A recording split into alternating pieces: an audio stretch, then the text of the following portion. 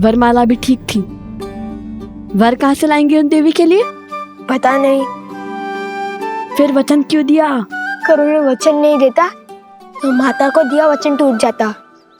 मिथिला नरेश के समक्ष स्पर्धा से पहले ही चले जाते। अब क्या करें?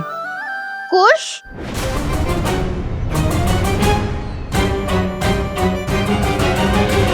सैनिक थोड़ी ही ना हमारा नाम जानते हैं।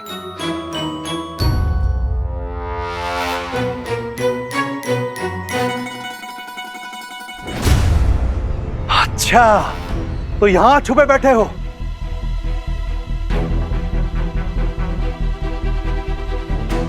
तो अकेले नहीं हो, पूरा का पूरा चोरों का दल है। अरे कैसा दल? भागो।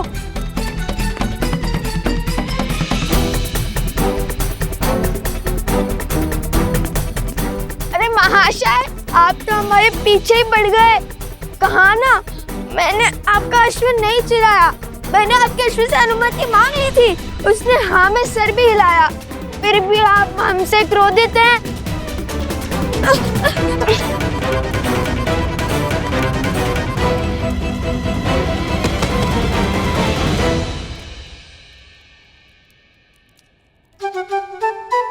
तुमने उचित नहीं किया कुश। किसी और की संपत्ति को बिना अनुमति के। भैया, अश्व का स्वामी भले ही व्यक्ति था, किंतु स्वयं अश्व भी तो स्वयं का स्वामी है। मैंने उससे पूछा था और उसने हाँ में सर भी हिलाया था। राजकुमारों को कब से अनुमति मांगनी पड़ी? क्या? अर्थात ऋषि कुमारों को। राजकुमार हो या ऋषि कुमार, अनुमति तो लेनी ही पड़ती है। अब तो सैनिकों के साथ उस अश्व के स्वामी से भी छुपना पड़ेगा। पूरा मिथिला पीछे पड़ गया हमारे। यदि पकड़े गए तो ना श्री राम से भेंट होगी और ना माता को दिया वचन पूरा होगा। हाँ, पकड़े गए तो अधिक बुरा होगा। पकड़े गए तो नहीं, पकड़े गए हो।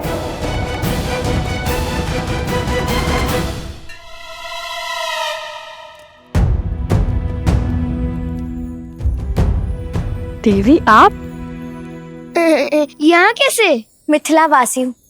चप्पा चप्पा क्या आता है छिपने का।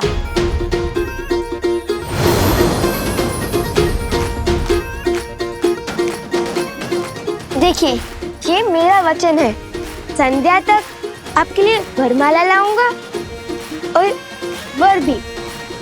अरे कोई मुझे इस चप्पे से तो निकालो।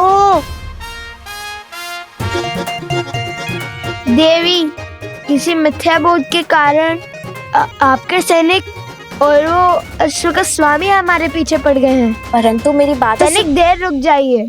हमारा कार्य सफल होते ही आपको सब विस्तार में बता दूंगा। अरे मेरी बात तो पहले मुझे इस मटके से निकालो।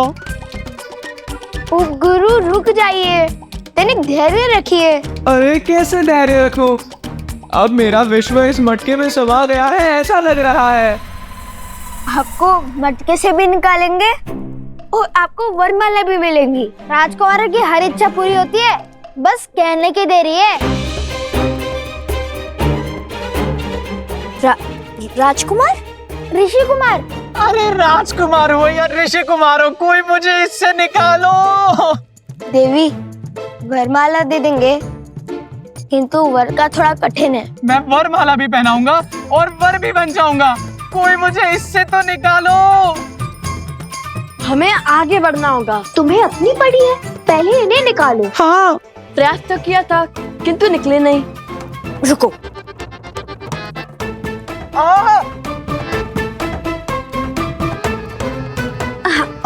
अच्छा बैठो बैठो।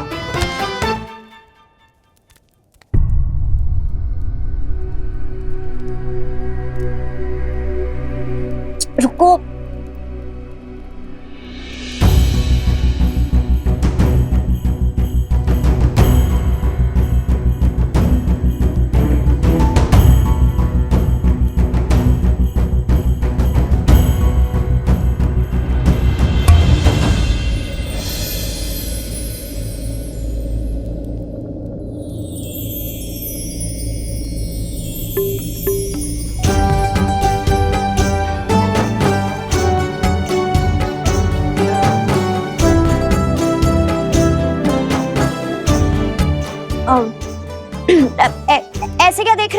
क्या मैं राक्षसी लग रही हूँ? अरे नहीं नहीं, ऐसी बात नहीं है। तो फिर कैसी बात है? अरे लज्जा आ रही है इन्हें, वो कभी इतनी सुंदर स्त्री देखी नहीं है ना। उन्होंने स्वयं कहा था वर भी है और वरमाला भी पहनाएंगे। यदि आप वरमाला पहनाएंगी तो मना नहीं करेंगे, है ना उपगुरु? तो क्या विचार है आपका उपगुरु? मिल गए। वर्णन जो दिया था उसके अनुसार यही वो चोर है। ले चलो इन्हें महाराज के पास।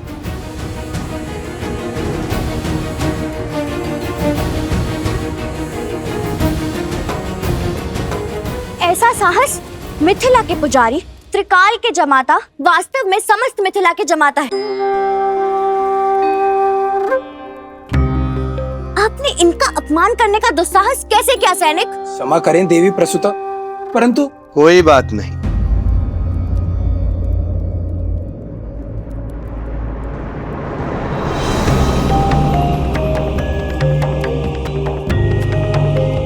पिताश्री,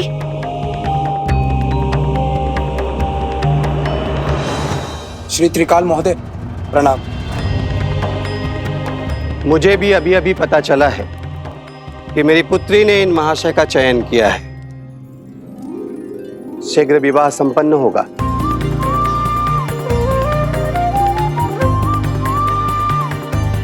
जाइए जाइए, उन तुनीर चोरों को कहीं और खोजिए सैनिक जी। अवश्य। पुत्री,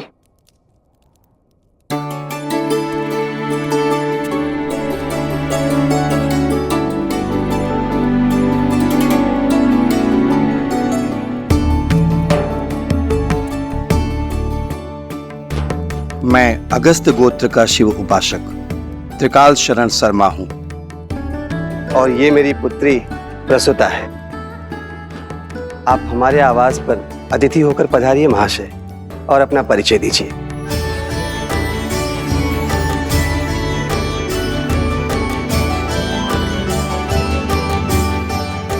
मैं भरद्वाज गोत्र का वैष्णव सोमकरण हूँ, और ये मेरे भ्रातृश्री अवस्थरा है।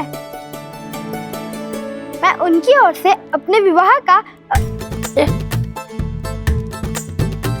क्षमा करें, अपनी ओर से इनके विवाह का प्रस्ताव। सुनो सुनो सुनो, मिथिला के जमाता, अयोध्या के महाराज श्री रामचंद्र के स्वागत में कल प्रातःकाल भव्य उत्सव होगा।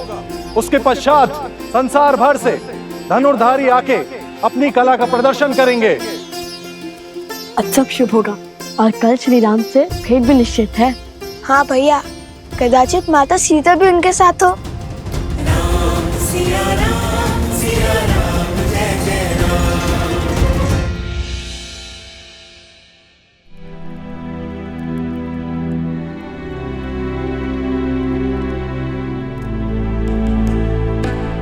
अवत्सरा भैया कहाँ गए?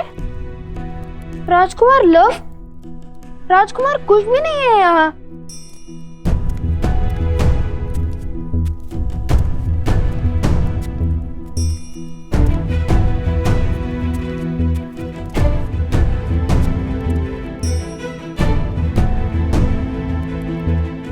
कहाँ गए ये? मुझे सताने में क्या आनंद आता है सबको। माता!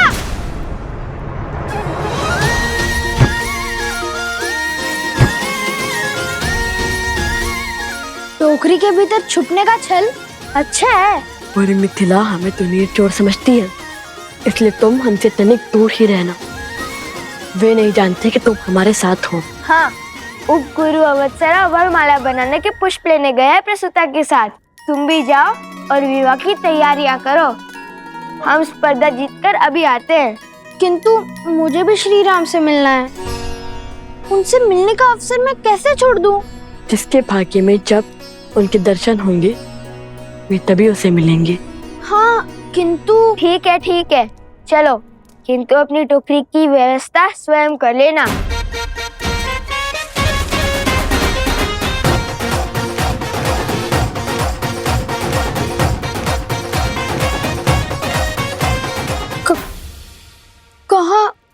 कहाँ है टोकरी?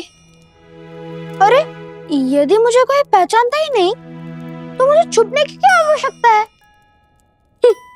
मूर्ख बना गए मुझे।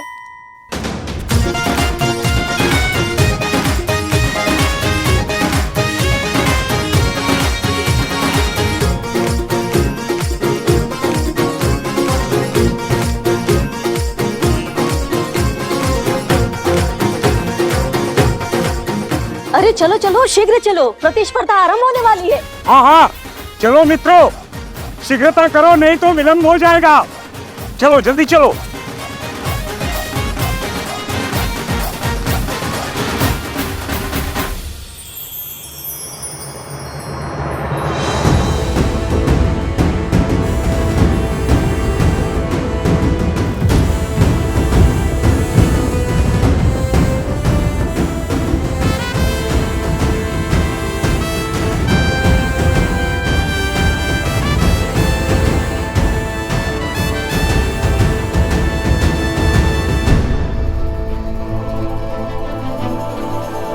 कदाचित किसी कुमार में सीता की बस एक झलक दिख जाए।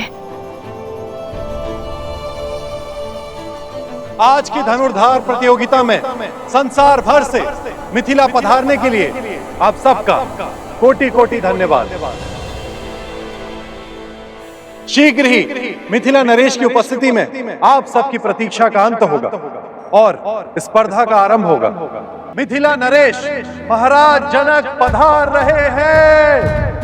महाराज जनक की, महाराज जनक की, महाराज जनक की, महाराज जनक की, महाराज जनक की, महाराज जनक की। जनको मिथिलाधीशः सधर्मात्मा महेश्वरः, ज्ञानी च तपसा युक्तो धीरः शौर्य समन्वितः, दिव्य ज्ञान विभूषितः, सिद्धि संपन्न एव च, विदेहेश्वर दुर्लभो लोकेष्वपि सुदुर्लभः।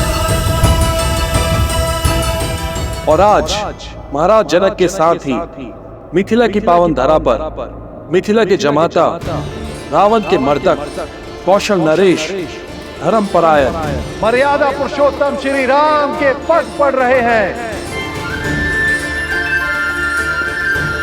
मर्यादा पुरुषोत्तम श्री राम की शैन।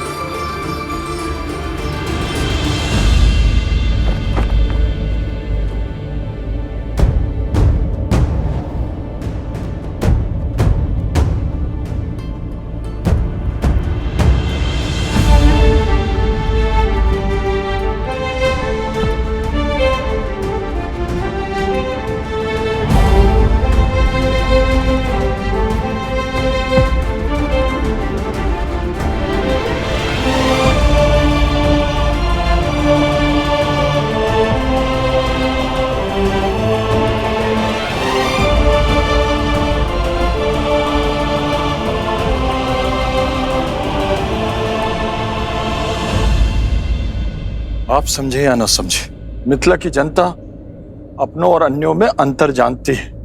यही तो दुख है कुशाध्वज। मिथिला की ज्ञानी प्रजा भी धर्म अधर्म में अंतर नहीं पहचान पा रही। जिसने भी श्री राम को नहीं अपनाया वो धर्म से वंचित रह जाएगा। हमारी प्रजा का यह आवेश भी मेरी ही भूल है। कदाचित उन्हें आभास ही नहीं है कि मेरे हृदय में श्री राम के प्रति कोई द्वेष नहीं है, और जब उन्हें ज्ञात होगा तो संभवतः उनका क्रोध भी शांत हो जाएगा।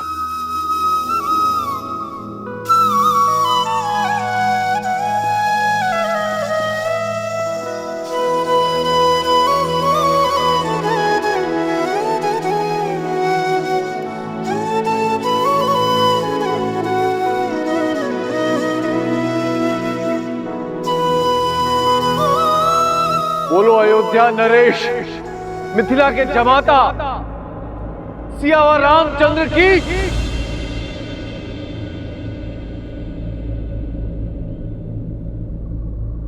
सियावर रामचंद्र की।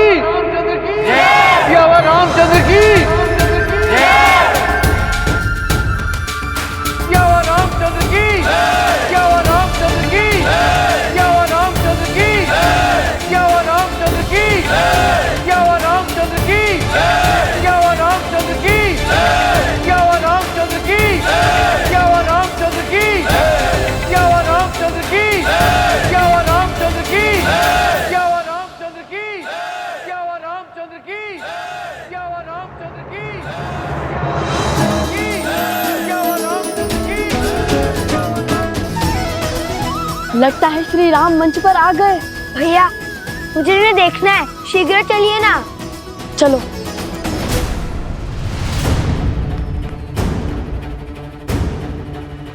कैसे जाएं? मार्ग में बड़ी बाधाएं हैं। लगता है श्री राम को देखने की इच्छा पूरी नहीं होगी।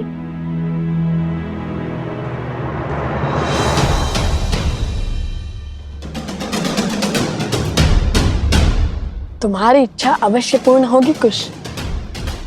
आओ मेरे साथ।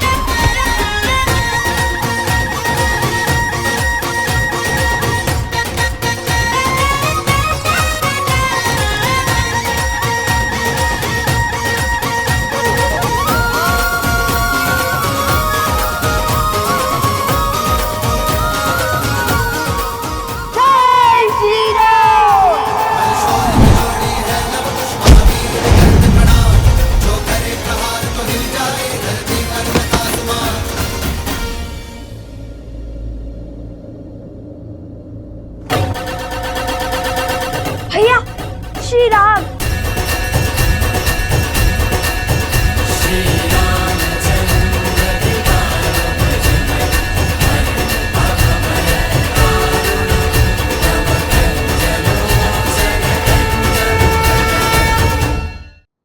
ध्वज के कारण श्री राम के दर्शन नहीं हो पा रहे हैं।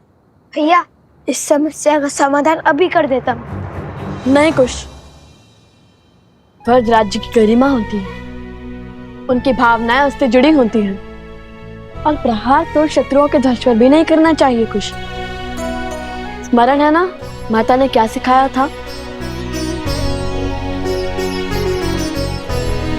तन को छलनी करने से भी अधिक घातक है भावनाओं को तार तार करना।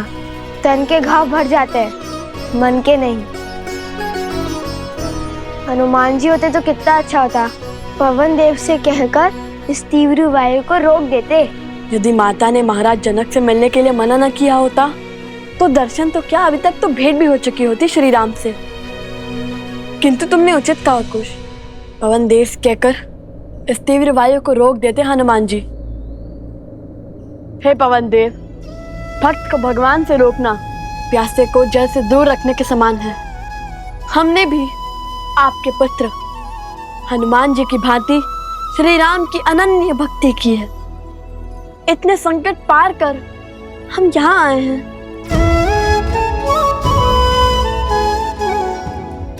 अब तो सहायता कीजिए ना। यदि हमारी भक्ति सच्ची है तो कृपया अपने वेग का थोड़ा कम करें और हमें केवल श्री राम के दर्शन का आनंद दे।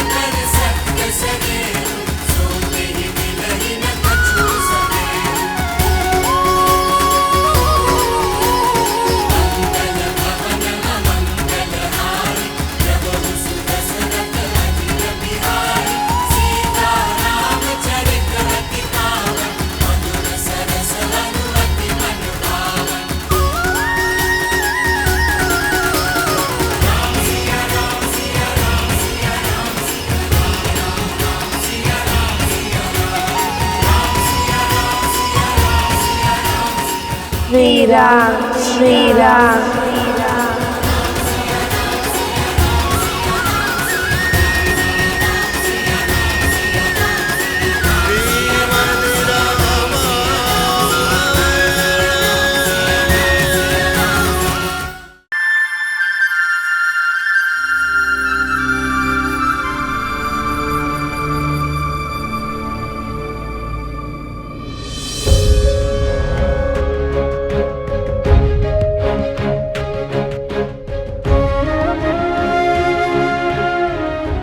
महाराज, आपके नेत्र उन ऋषि कुमारों को खोज रहे हैं। हाँ श्री राम, उनके मिथिला में आने का प्रमाण तो मिल ही चुका है।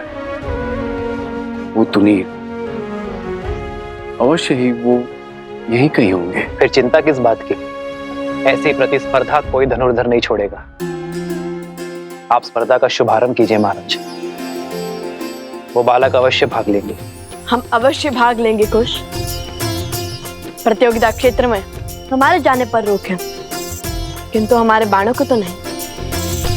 महाराज जनक ने प्रतिस्पर्धा के आरंभ का आदेश दे दिया है, तो पहली प्रतियोगिता है जो इस पक्षी को धरा पर ले आएगा वो होगा पहले चरण का विजेता।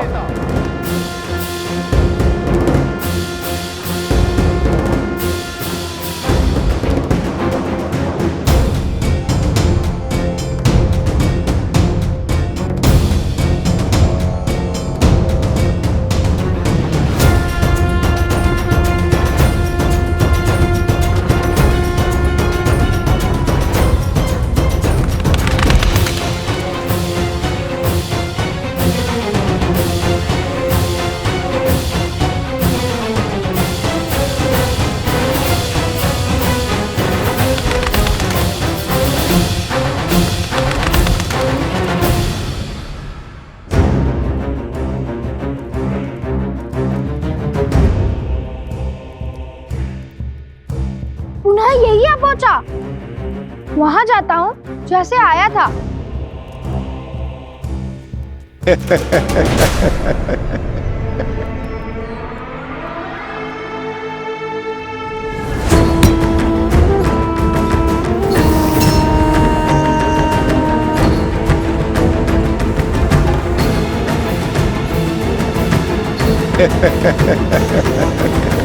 महाराज, इस पक्षी को नीचे लाने के लिए प्रतियोगी इस पर वार करेंगे, इसे मार देंगे। धर्म की रक्षा के लिए वध करना केवल देवताओं का कार्य है। आत्म सुरक्षा के लिए वध करना मनुष्य का कार्य है। भोजन के लिए वध करना पशुओं का कार्य है, किंतु केवल मनोरंजन के लिए या सामर्थ्य के प्रदर्शन के लिए वध करना केवल और केवल राक्षसों का कार्य है।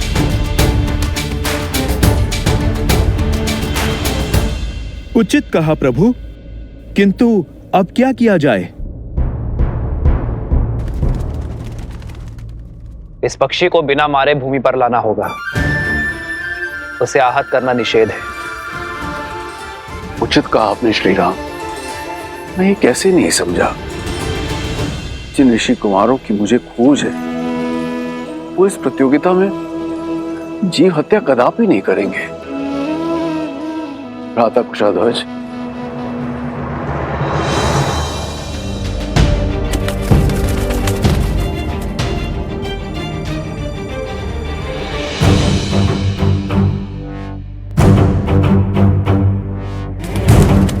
प्रभु, बिना पक्षी को आहत किए कैसे नीचे लाएंगे वो?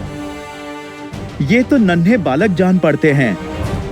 इतनी बुद्धि, इतना विवेक होगा उनमें? प्रभु, कहीं प्रयास में ही पक्षी आहत हो गया तो? एक विशेष सूचना, इस पक्षी को नीचे लाने के लिए कोई भी इसे आहत नहीं कर सकता।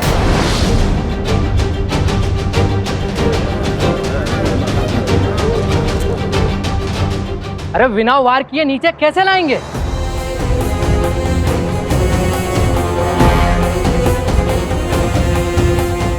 हमें कौन से पक्षी की भाषा आती है जो उन्हें बहला फुसला के नीचे ले आएंगे? हम सब साथ में बाण मार कर भी उसे नीचे नहीं ला पाएंगे। असंभव है प्रतिस्पर्धा पूरी करना। महाराजा जनक हमारा अपमान करना चाहते हैं, इसीलिए इन्होंने असंभव शर्त रखी है। हाँ हाँ, ये अपमान है हमारा। हाँ हाँ, ये अपमान है हमारा। हाँ हाँ, ये अपमान है हमारा। हाँ हाँ, ये अपमान है हमारा। हाँ हाँ, ये अपमान है हमारा। ये अपमान है हमारा। शांत हो जाइए, शांत हो जाइए। हम कैसे शांत हो जाए? ये अपमान है हमारा।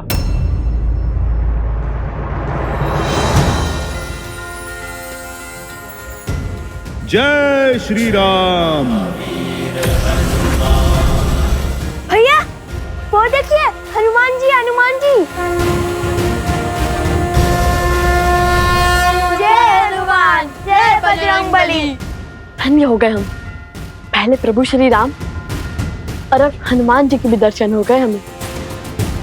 ऊपर माता सीता के दर्शन हो जाए। राम नाम से सागर में पत्थर तैर गए महाशय, और आप कहते हैं बिना मारे पक्षी को नीचे लाना असंभव है। प्रतियोगिता का नियम है तो उसे पूरा करने वाला भी होगा, अन्यथा हार मान के अपने ध्वज को लज्जित करके आप चले जाइए यहां से।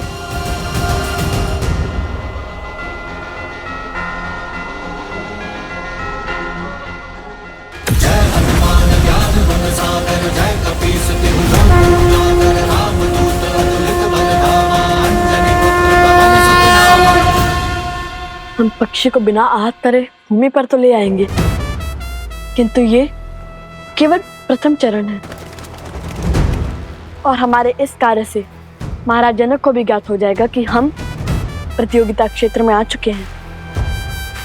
हाँ, उनके जान जाने में कोई समस्या नहीं है। समस्या तो प्रतियोगिता में भाग लेने से पहले उनसे मिलने में है। नहीं कुश, अभी प्रतियोगिता के कई चरण शेष हैं। यदि प्रतियोगिता पूर्ण होने से पहले प्रभु या महाराज जनक ने हमें पकड़ लिया तो माता के आदेश का उल्लंघन होगा। उन्होंने प्रतियोगिता पूर्ण होने से पहले महाराज जनक से ना मिलने का आदेश दिया था। तुम दोनों वहां स्पर्धा में भाग लेने के लिए जा रहे हो तो बाकी प्रतियोगियों से भिन्न नहीं रहना, क्योंकि यदि उन्हें ज्ञात हुआ कि तुम दोनों मिथिला नरेश को जानते हो तो बातें बनेंगी। अर्थात हर बार प्रतियोगिता जीतकर हमें अपना स्थान बदलना होगा जब तक प्रतियोगिता पूर्ण ना हो जाए। चलो पहले ये चरण तो जीत ले।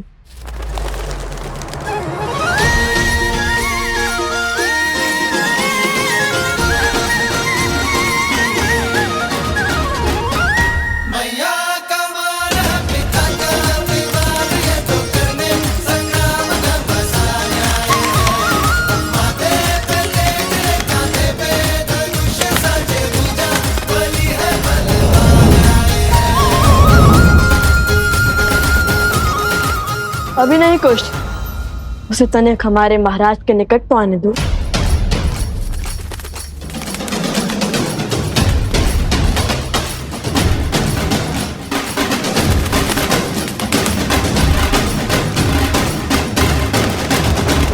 अब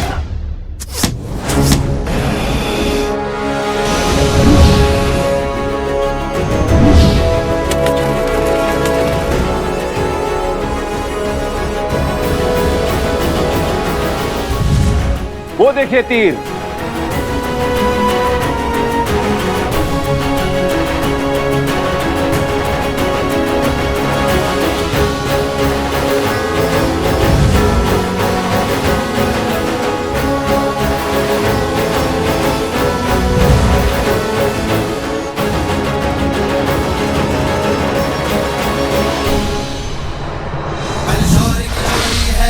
महावीर भी करते प्रणाम, जो करे प्रहार तो हिल जाए धरती पर्वत आसमान। बलशौरी की जोड़ी है लव कुश महावीर भी करते प्रणाम, जो करे प्रहार तो हिल जाए धरती पर्वत आसमान। धनुष उठावे प्रत्यंचा जब करे बाण संधान, तो इनमें दिखे सीता का धीरज बल जैसे श्री राम।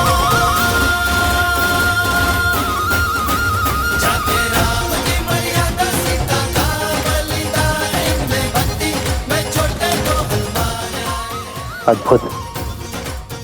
वर्षों से ऐसी कला नहीं देखी मैंने। प्रभु, आपको प्रसन्न करने वाले ये धनुर्धर सामान्य नहीं हो सकते।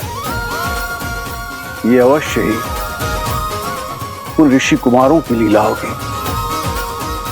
आर्य, सच कहते हैं आप। कुशध्वज, आप शीघ्र सैनिकों को उस ओर भेजिए। मुझे दोनों बालक चाहिए। ये तेजस्वी बालक किसी साधारण वंश के नहीं हो सकते। मेरा भी अनुमान यही है गुरुदेव। उनकी प्रतिभा निकट से देखने की इच्छा मेरी भी हो रही है महाराज, पर वो दोनों बालक है का? भला ये अपनी पहचान छुपाकर क्यों भाग ले रहे प्रतिभा में दोनों?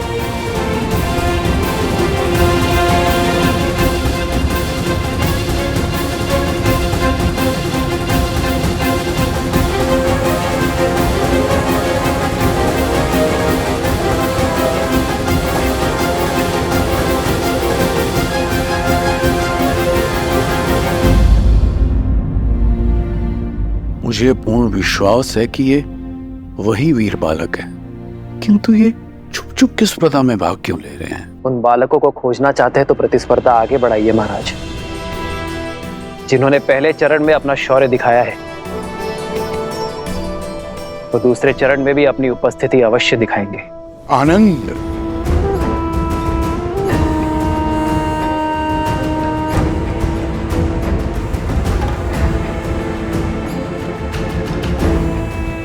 कोई बात नहीं, अभी कुछ देर में तुम्हारे मित्र प्रतिस्पर्धा जीत जाएंगे और तुम उनका सत्य सबके सामने उजागर करोगे। फिर हम दोनों उत्सव मनाएंगे।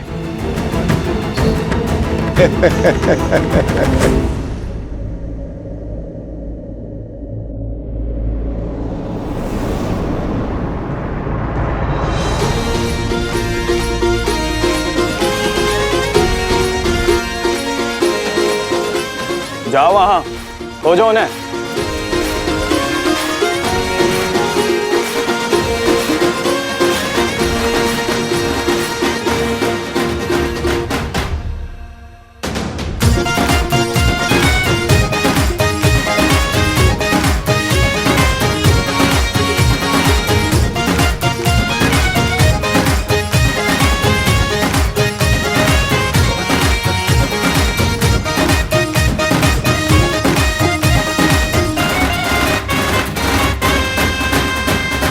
यदि माता के आदेश की बेड़ियां ना होती तो अब तक प्रभु श्री राम के आशीष पा चुके होते, कदाचित माता सीता के भी।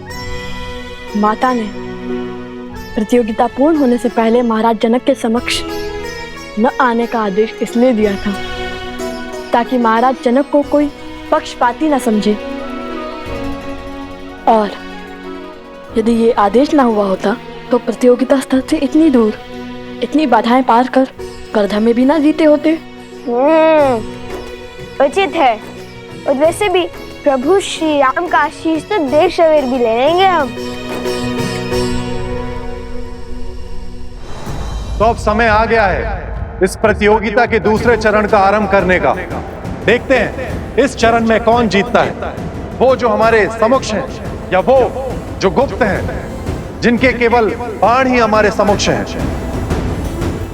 श्री राम, लव कुश की प्रतिभा को देखते हुए ऐसा प्रतीत हो रहा है कि इस प्रतियोगिता के स्तर को बढ़ाना होगा।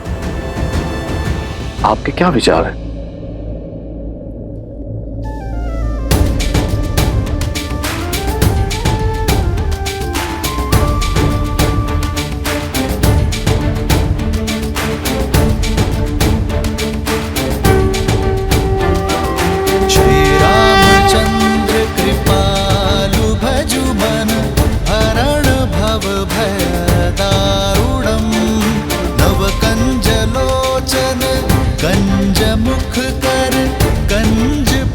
कंजारूणम कंदर्पगणित अमित छवि नव नीला नीरज सुंदरम पटपीत मानहु दड़ित रुचि सुचि नौमि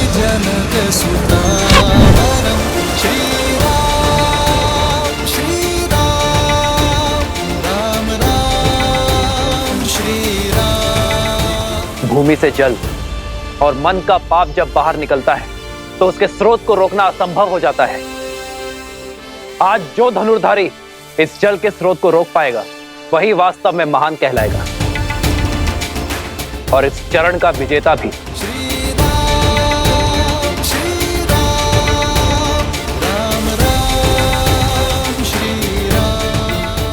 भूमि से निकले जल को रोकना कठिन होगा। अत्यंत कठिन कार्य है श्री राम। किसी भी भूमि से जल निकालना गुरु अपने शिष्य को अवश्य सिखाते हैं, किंतु धरा से निकलते जल को रोकना ये हर किसी के बस की बात नहीं है। वीरों को परख रहे हैं महाराज। परीक्षा इतनी सरल कैसे हो सकती है? देखते हैं उन ऋषि कुमारों ने विद्या सीखी है या नहीं।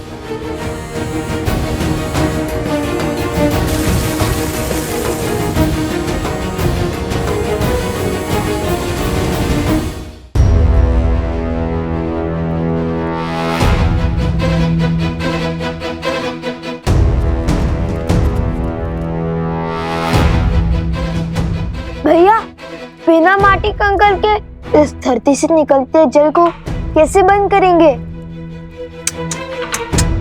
असंभव।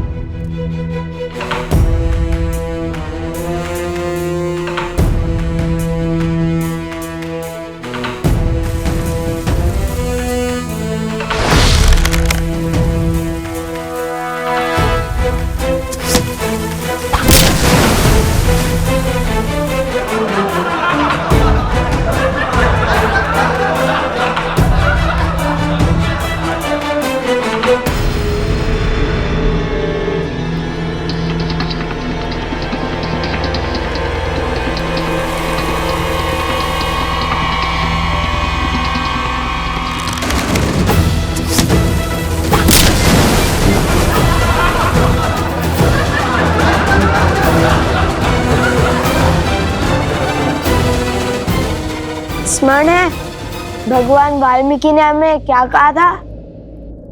ईश्वर कोई कठिनाई ऐसे ही नहीं देता इसका हल संभव ना हो। अर्थात हमें समस्या पर नहीं, उनके शब्दों पर ध्यान देना चाहिए। श्री राम की दी हुई चुनौती को ठीक से समझना चाहिए। उनके मुख से निकले हर शब्द में ही संकट का हल होता है, किंतु सरल तो ये भी नहीं होगा, क्योंकि महान व्यक्ति और व्यक्तित्व के मुख से निकले शब्दों को समझने में कभी कभी पूरा जीवन निकल जाता है। अरे शीघ्र हल खोजिए भैया, जीवन भर यही थोड़ी ना छुपे बैठ सकते हैं। मन के गर्त से निकले पाप को रोकने के लिए क्या उपाय हो सकता है? ईश्वर की कृपा, और क्या।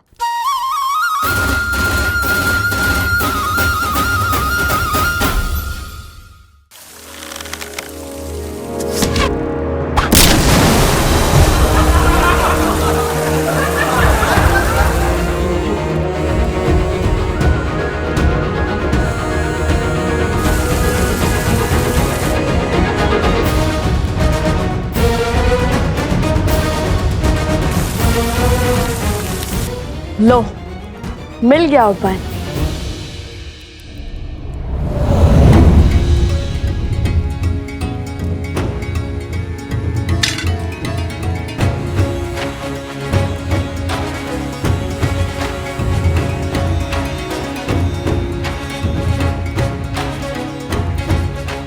जल का प्रभाव नीचे से ऊपर है, तो उसे रोकने के लिए हमें उसका विपरीत अर्थात ऊपर से दबाव बनाना होगा। और श्री राम नाम के अतिरिक्त कौन है जो पाप के ज्वार और बहती जलधारा को रोक सके? अब इस जलधारा के मुख पर हमारे ईश्वर श्री राम नाम की मोहर लगेगी।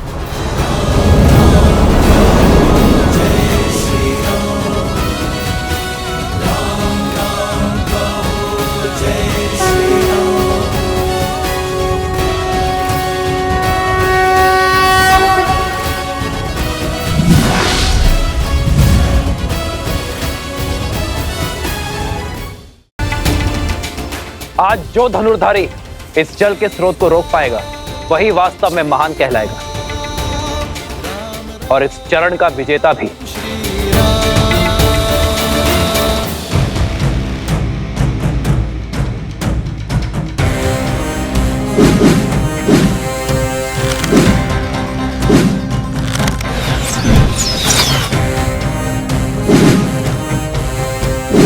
अरे वो रहे ऋषि कुमारों।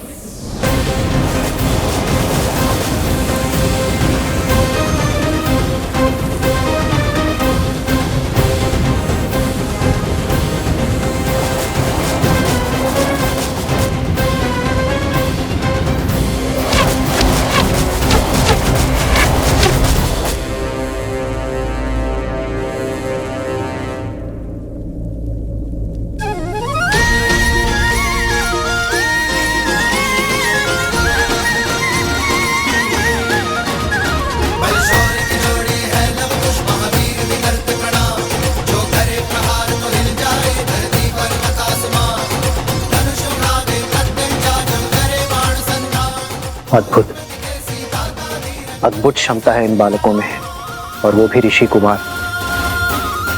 इस आयु में ऐसे धनुर्विद्या का प्रदर्शन तो राजकुमारों के भी बस की बात नहीं है। इनकी प्रतिभा अतुल्य है महाराज।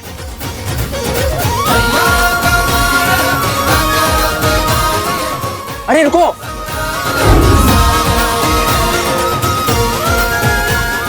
रोको। सैनिक भी इन्हें खोज नहीं पाए हैं महाराज। ये दोनों बालक असाधारण प्रतीत हो रहे हैं। आपने तो इनका पराक्रम निकट से देखा है, किंतु अब मुझे उन्हें प्रतियोगिता के अंतिम चरण को जीतते हुए निकट से देखने की इच्छा हो रही है। मैं स्वयं उन्हें खोजने की इच्छा रखता हूं। अवश्य, मैं भी आपके साथ चलता हूं। आपका यूं अतिथियों को छोड़कर जाना उचित नहीं होगा। आप यही रहिए, मेरे स्थान पर मेरा हनुमान उपस्थित रहेगा। जैसे प्रभु की इच्छा।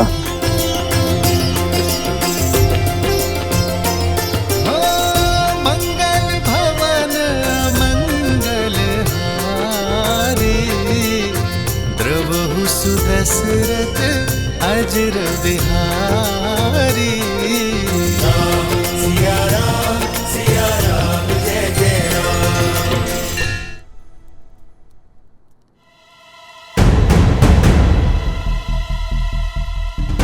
कुश, चलो प्रतियोगिता क्षेत्र के तनिक निकट चलते हैं। अब यहाँ सब हमारी खोज में लग जाएंगे।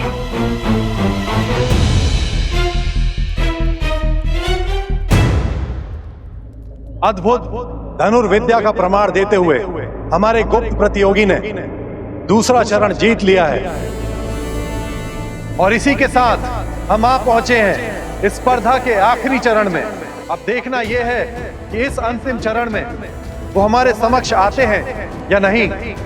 तो ध्यान से सुनो, इस चरण में महाराज जनक का अश्व, जिसे आसपास के सभी 12 राज्यों में सबसे तीव्र होने का गौरव प्राप्त है, उसे बिना क्षति पहुंचाए रोक पाएगा वो होगा प्रतिस्पर्धा का विजेता।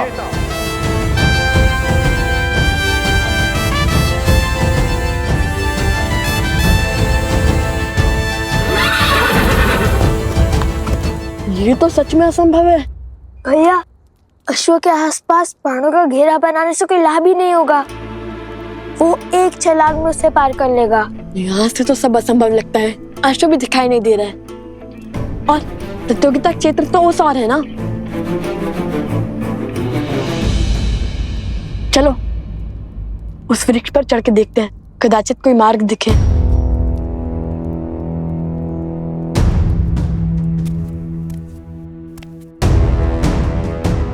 सैनिक आ रहे, धनुष छुपा। ये लो।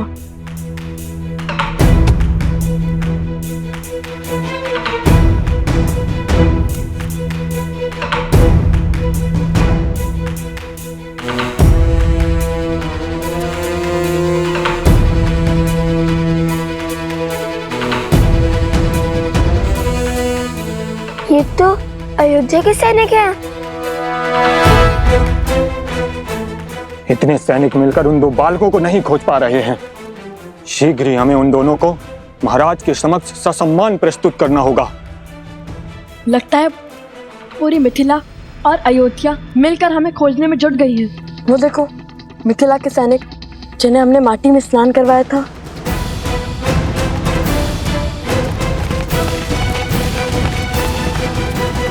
ये अकस्मात रुक क्यों गए? लगता है राजघराने से कोई आ रहा है।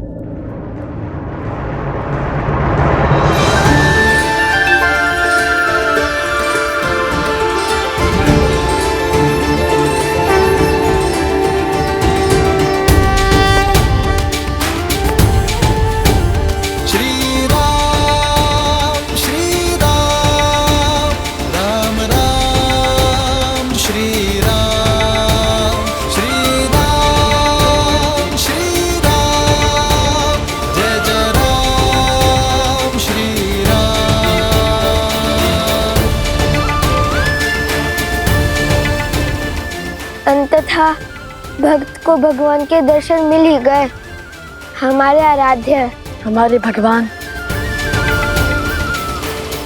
बिल्कुल वैसे ही जैसे सीता मैया ने विभीषण जी को बताया था।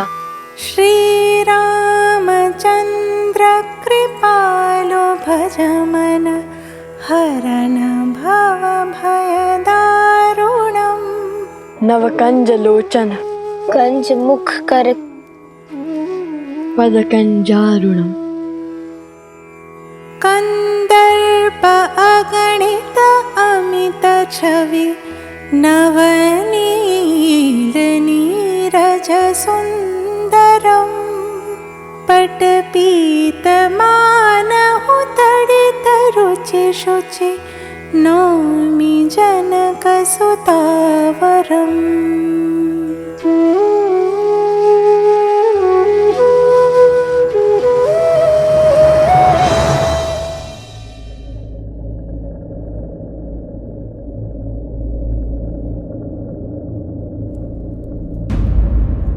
कुश, श्री राम के चरण स्पर्श करने के लिए इससे अच्छा अवसर नहीं मिलेगा हमें। चरण स्पर्श करे या स्पर्धा? कुमारों,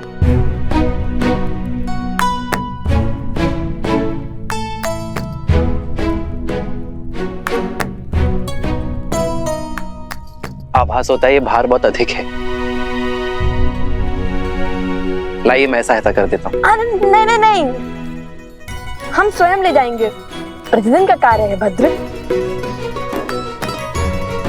आप दोनों बड़े परिश्रमी प्रतीत होते हैं। हमारी माता ने सिखाया है कि अपना कार्य सदा स्वयं करना, किसी की सहायता नहीं लेना।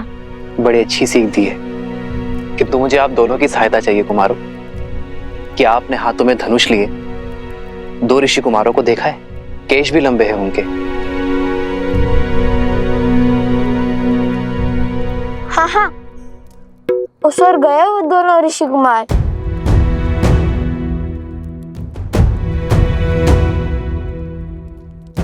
धन्यवाद। अपने पिता के चरण स्पर्श करके आशीर्वाद लेना हमारे पुत्रों की नियति में नहीं, किंतु ये पुष्प वो दोनों ही लेकर आए हैं आर्य। इसमें उनका स्पर्श है, स्वीकार कीजिए। सिया राम, सिया राम, सिया राम, सिया राम, सिया राम, सिया राम, सिया राम, सिया राम। हमें आशीर्वाद देते जाइए श्री राम।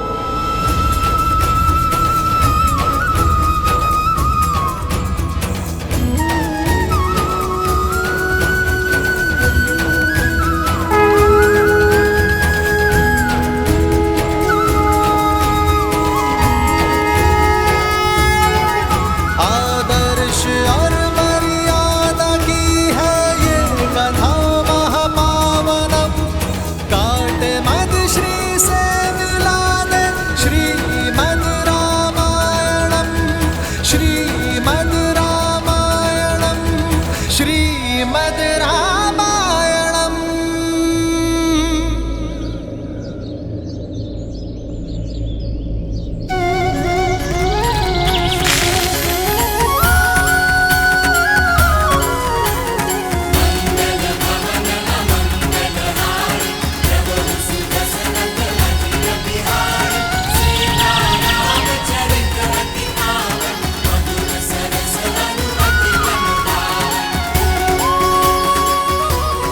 प्रसन्न रहो।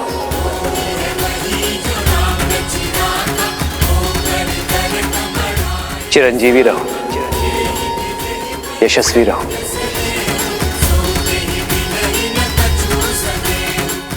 ये कैसा अद्भुत आभास है। अब तक जिस मन को चिंता घेरी हुई थी, अब वो अचानक आनंदमय कैसे हो गया। कैसा शुभ संकेत है ये।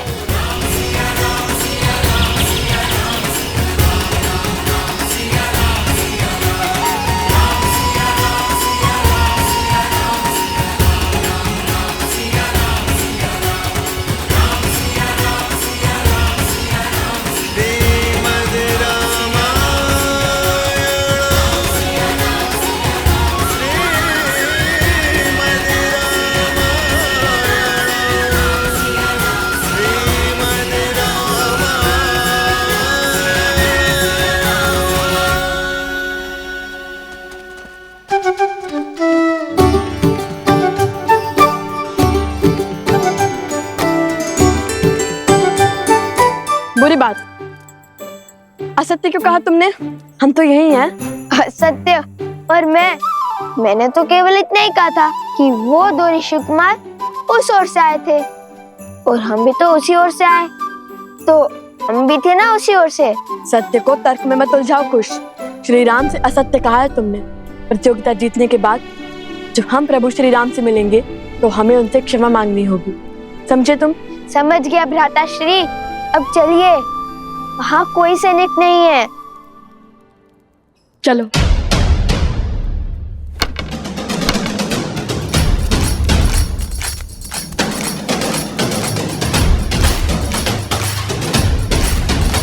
भैया, अब तो अंतिम स्पर्धा बची है, उसके बाद छुपने छुपाने के खेल से मुक्ति मिल जाएगी।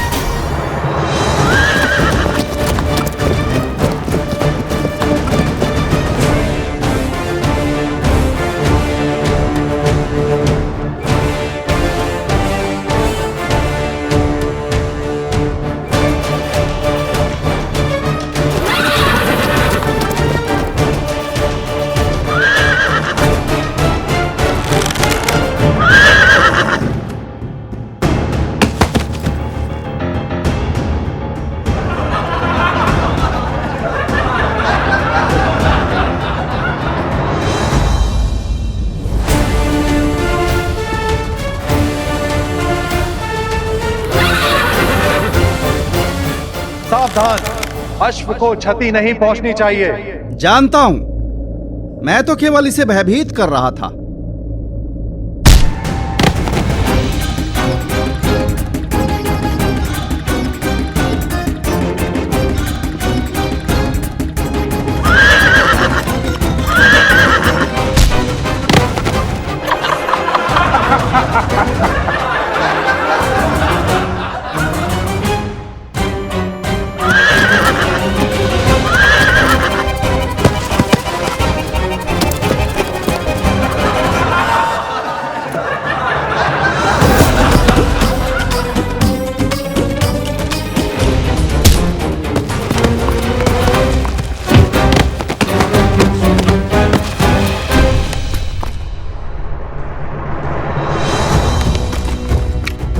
अश्व प्रतियोगिता के स्थल से बाहर निकल चुका है भैया। हमें उसे इसी नगर में रोकना होगा, अन्यथा न जाने कौन कौन से राज्य घुमा देगा ये हमें। भैया, मुझसे लक्ष्य तो भेज दिया, किंतु इस अश्व को कैसे रोकेंगे? श्री राम से क्षण भर की भेंट भी जन्मों के संकट टाल देती है। तुम देखना, उनके दर्शन का लाभ अवश्य मिलेगा हमें। किंतु उन्होंने तो कभी कोई अश्व नहीं रोका था। रोका था क्या?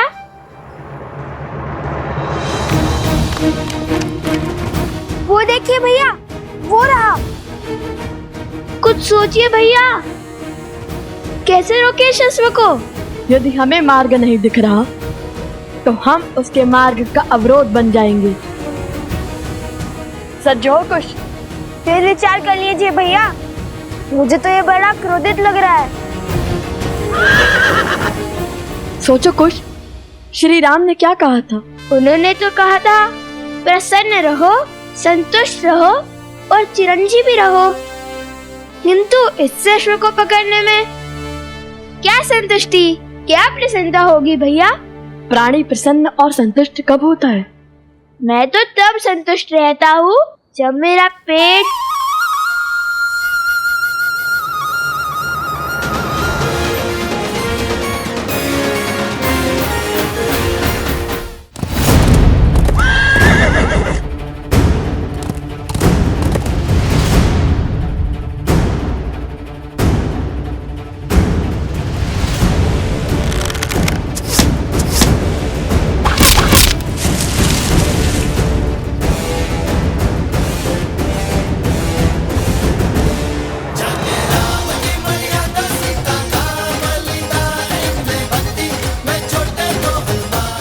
प्राणी तब संतुष्ट होता है जब उसका पेट भरता है। महाराज की जय हो। महाराज, दोनों ऋषि कुमारों ने अश्व की भूख मिटाने के लिए उसके आगे पत्तों का भंडार लगा दिया है। अब वे अश्व को लेकर प्रतियोगिता क्षेत्र में आ रहे हैं महाराज।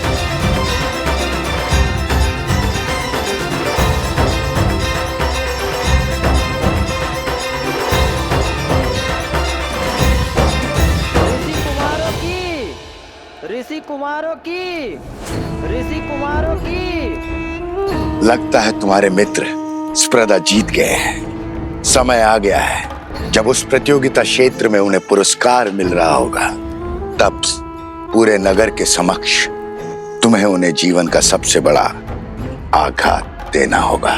संसार को बताना होगा कि लवकुश सीता के पुत्र है। जो सत्य देवी सीता ने संसार से छुपाए, स्वयं भगवान वाल्मीकि भी जिसे उजागर नहीं करना चाहते, वो आप क्यों सबके सामने लाना चाहते हैं? क्या मिलेगा आपको माता सीता और लव कुश को दुख पहुंचाकर? जिज्ञासा, ये सत्य जब सामने आएगा तो संसार में विविध प्रकार के विचारों का जन्म होगा। कोई राम से इसलिए घृणा करेगा क्योंकि उसने अपनी गर्भवती पत्नी का त्याग किया। कोई सीता पर संदेह करेगा। मैं कुछ नहीं कहूंगा, चाहे तो आप मेरे सर के टुकड़े टुकड़े कर दे। लगता है मुझे अपनी मायावी शक्तियों से ही तुमसे अपनी बात मनवानी पड़ेगी।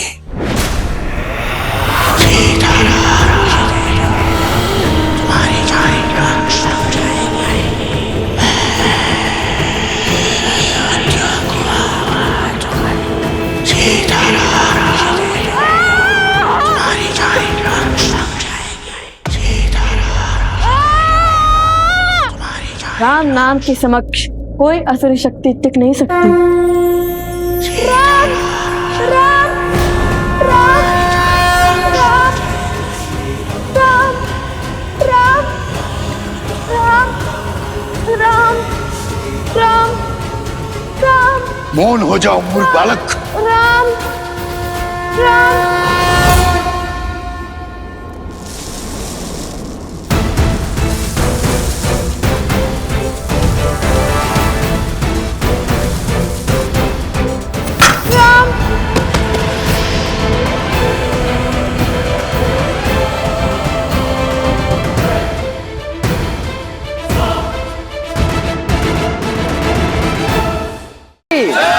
ऋषि कुमारों ऋषि कुमारों की।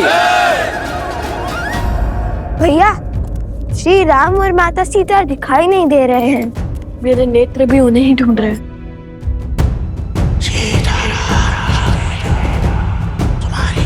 कोई मायावी नकारात्मक शक्ति षड्यंत्र रच रही है। यदि तुम मेरे किसी काम के नहीं तो तुम्हें जीवित छोड़कर क्या करूंगा मैं? अंतिम अवसर दे रहा हूं बालक, मान लो मेरी बात।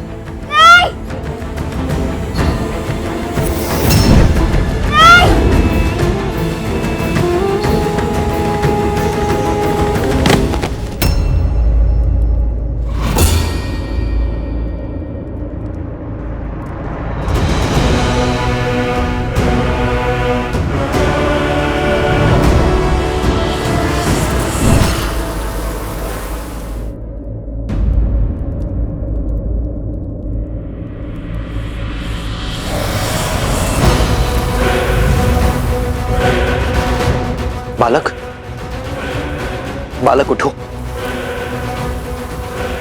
मुझे पराजय स्वीकार नहीं है राघव। मैं तुमसे जीत के रहूंगा, तुम्हें हरा कर रहूंगा मैं।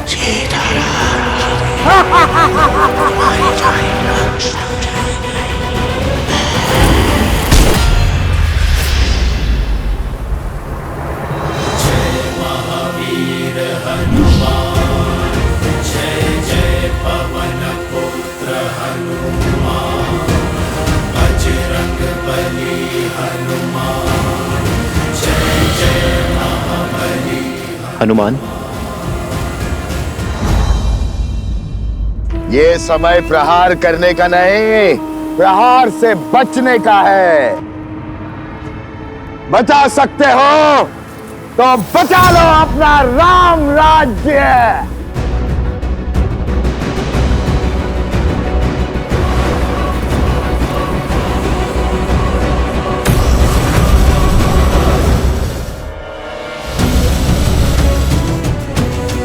महाराज, वो बालक मिल गए। इस बालक को संभालिए आर्य सुमंत। जी महाराज। मुझे इसी क्षण जाना होगा आर्य सुमंत। रथ को सज्ज कीजिए।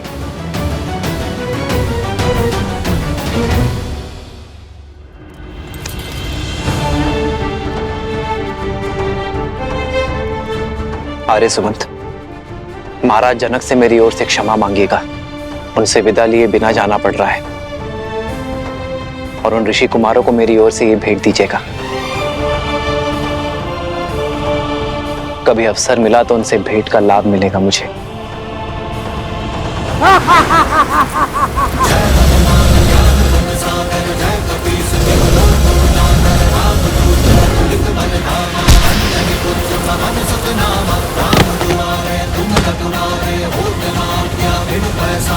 प्रभु के पाश में बंधने को सज्ज होना दुष्ट।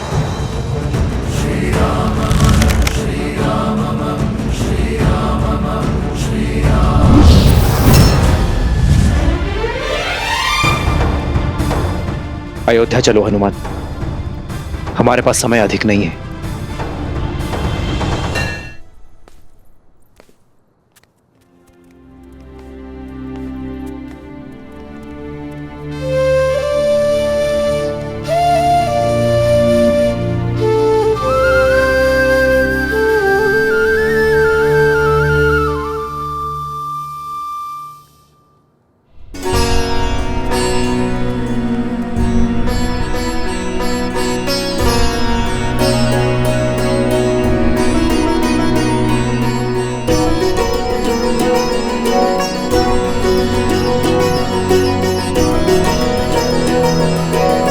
बालकों, मैं जानता हूं तुम्हारी दृष्टि किसे ढूंढ रही है। हम भी कब से तुम्हारी ही प्रतीक्षा कर रहे थे। मैं ये भी जानता हूं कि इतने असंभव चुनौतियों को संभव कौन कर रहा था। ईश्वर की असीम कृपा है तुम दोनों पर। तुम दोनों केवल धनुर्धारी ही नहीं हो, बल्कि बुद्धिमान और साहसी भी हो। धर्म के अर्थ को समझने की क्षमता भी रखते हो, राजाओं से पराक्रमी और वीर भी हो, और बालकों से नटखट भी। मैं और श्री राम तुम दोनों से अत्यंत प्रभावित हैं। और सत्य तो यह है कि जितने उत्सुक तुम दोनों हो श्री राम से मिलने के लिए, उतने ही उत्सुक श्री राम भी थे तुम दोनों से मिलने के लिए। किंतु दुर्भाग्यवश उन्हें एक राक्षस को खदेड़ने के लिए जाना पड़ा। ये श्री राम की माला है, वही माला तुम दोनों को भेंट करना चाहते थे।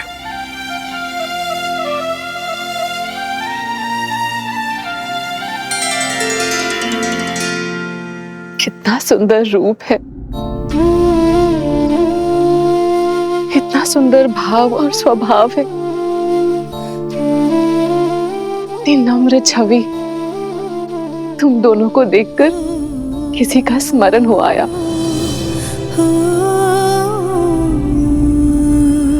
माता सीता, माता सीता भी श्री राम के साथ है? बताइए ना, माता सीता है उनके साथ?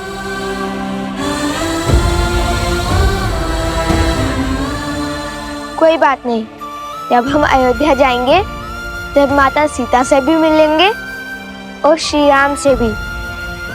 हमारी माता कहती है कि जो बीत गया उससे सोच सोचकर दुखी होना व्यर्थ है, इसलिए आगे का सोचना चाहिए। उचित कहा आपकी माताश्री ने, बीते कल के बारे में सोच के दुखी होना ठीक नहीं है।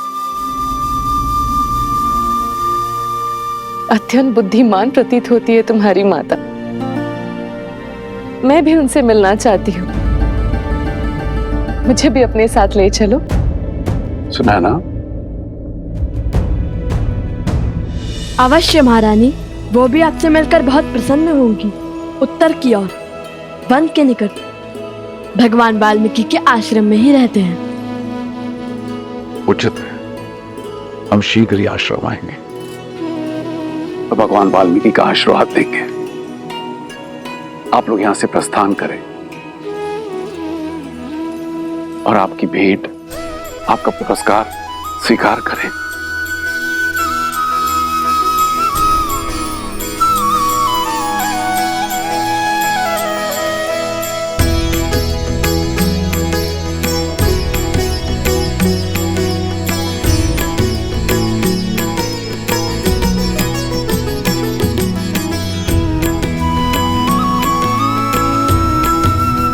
माता, हम सुनैना जी से भी मिले और महाराज जनक से भी।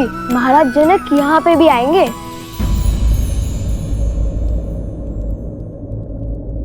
महाराज जनक यहाँ आएंगे? हाँ माता। मुझे मिथिला में हुए हर प्रस्ताव के विषय में बताओ। अभी नहीं माता, हम मिथिला से विजेता बनकर लौटे हैं और हमारे उपगुरु वो भली भांति पराजित होकर आए, उनका स्वागत तो कीजिए। पराजित होकर?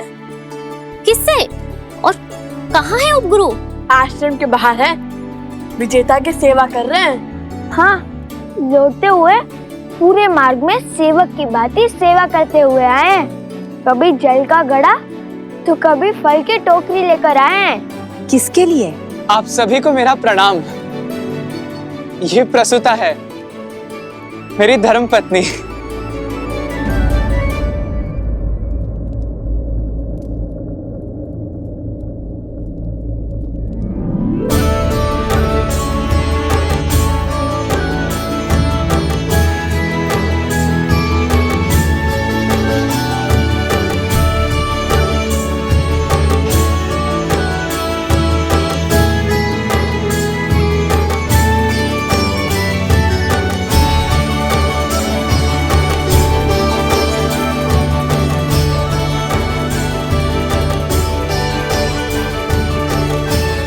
मिथिला की कन्याएं बड़ी कठोर होती हैं। एक बार जो उन्होंने किसी को पति स्वीकार लिया तो यमराज भी उनका मन नहीं बदल सकता।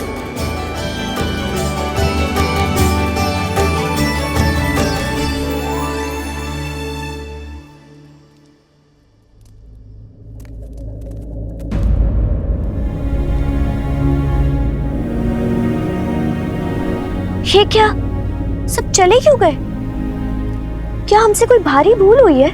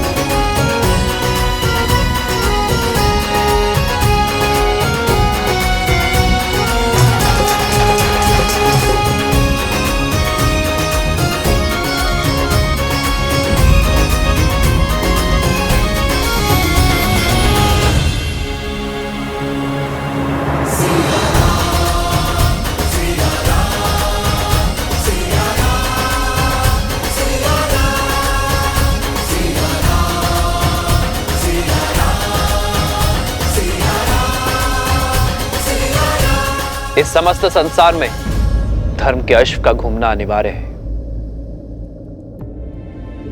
मैंने स्वयं सहस्त्रमुख रावण को मिथिला में विष फैलाते देखा है।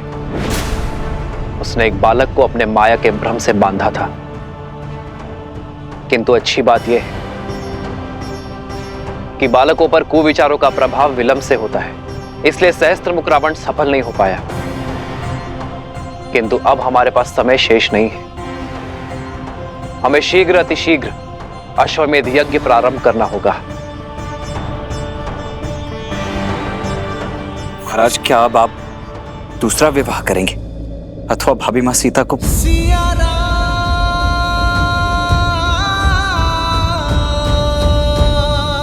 तो अब आगे के लिए क्या आज्ञा है महाराज? क्या इस यज्ञ से पूर्व महाराज के दूसरे विवाह का आयोजन करना होगा?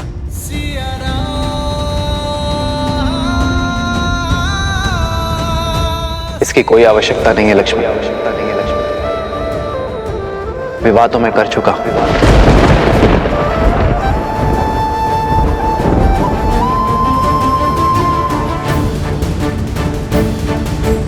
7 दिन के पश्चात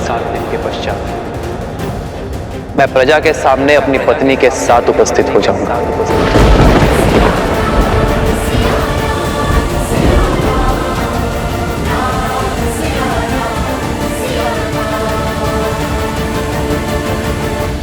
न जाने कहां की होगी वो, किस नगर की होगी वो महारानी, किस धर्म का वहन करती होगी। रघुकुल की गरिमा निभा भी पाएगी या नहीं? नहीं, इस नई महारानी को हम स्वीकार नहीं करेंगे। कभी स्वीकार नहीं करेंगे। राजा राम है वो कुछ भी अनिष्ट कर ही नहीं सकते। उन्होंने विवाह किया क्योंकि यही उचित था। राजा है, इसका तात्पर्य नहीं कुछ भी अनुचित करेंगे। हमारे महाराज ने हमेशा उचित कार्य ही किए हैं। ये उचित नहीं है। यही उचित है। ये उचित नहीं है। यही उचित है। अन्याय है ये। आप ये कैसे कह सकते हैं? क्योंकि हमारे महाराज ने ध्यान रखा ही है।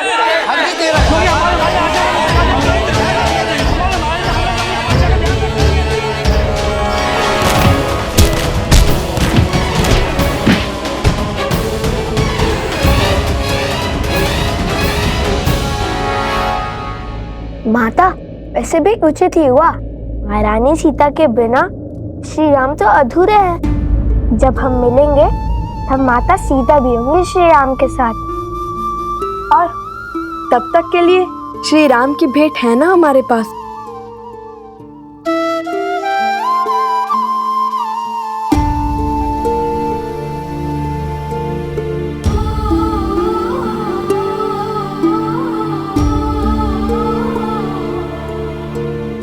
देखिए ना माता, कितना सुंदर हार है। राम सिया राम सिया राम सिया राम, राम सिया राम सिया राम, राम सिया राम सिया राम सिया राम, राम सिया राम सिया। मेरे साथ ना होकर भी मुझे पथ दिखाया है तुमने सीते।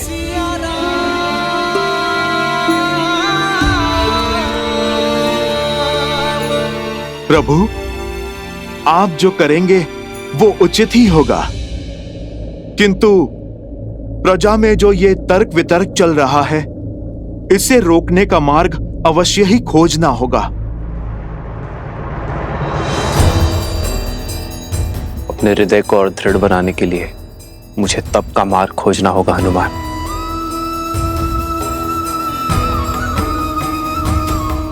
जब तक मैं इस कक्ष में हूं, मेरे एकांत में कोई बाधा ना डाले हनुमान।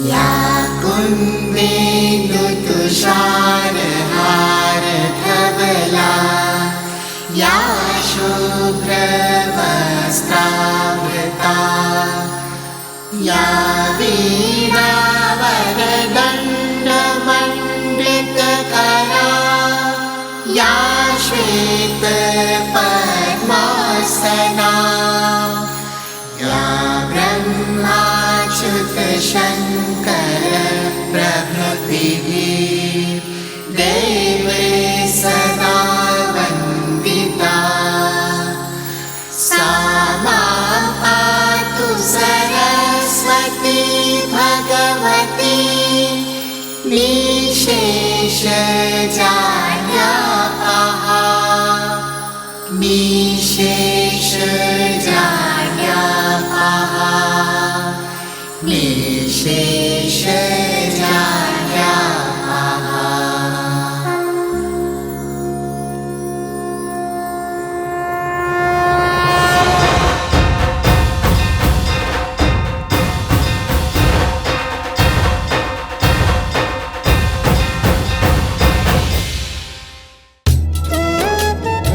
भगवान वाल्मीकि का आशीर्वाद सदा तुम पर बना रहे पुत्रों। उठो। गुरुदेव, आज सरस्वती माता की पूजा क्यों? बताता हूँ, परंतु इससे पहले ये बता दूं कि भगवान वाल्मीकि की क्या इच्छा है। पुत्रों, तुमने मिथिला में अपने शौर्य का परचम लहराया, किंतु अब भगवान वाल्मीकि कुछ और चाहते हैं। उनका आदेश धनुष बाण का त्याग कर हाथ में वीणा उठाने का है, क्योंकि संपूर्ण व्यक्तित्व वो होता है जिसमें केवल बल और बुद्धि ही नहीं, कला भी सम्मिलित हो। और कला के बिना प्रभु भी पशु है। कला तो रावण के पास भी थी। बल, बुद्धि, कला और धर्म, ये चार स्तंभ से व्यक्ति का व्यक्तित्व बनता है। रावण के पास बल, बुद्धि और कला तो थी, किंतु धर्म नहीं था। और वो धर्म क्या है गुरुवर? उस धर्म को भी जान जाओगे जब अपने अगले प्रवास से लौटोगे। कहाँ का प्रवास? अयोध्या।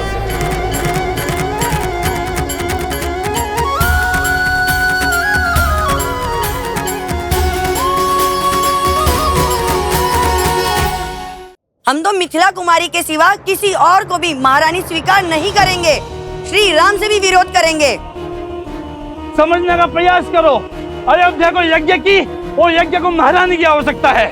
श्री राम ने जिस भी नारी का चयन किया होगा, उसे हमें अपनी महारानी के रूप में स्वीकार करना ही होगा।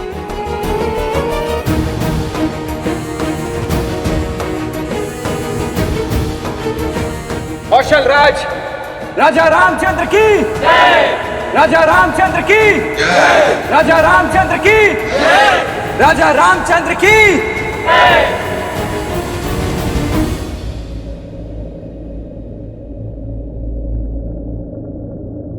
राज्य यज्ञ के बिना अधूरा है और राजा रानी के बिना अपूर्ण है।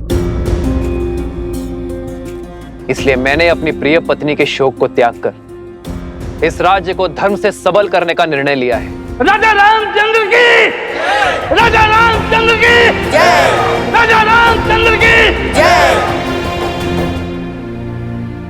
नहीं, अयोध्या की महारानी के रूप में मिथिला कुमारी के सिवा और किसी को स्वीकार नहीं करेंगे। महारानी सीता ही है, महारानी का स्थान हम किसी और को नहीं लेने देंगे।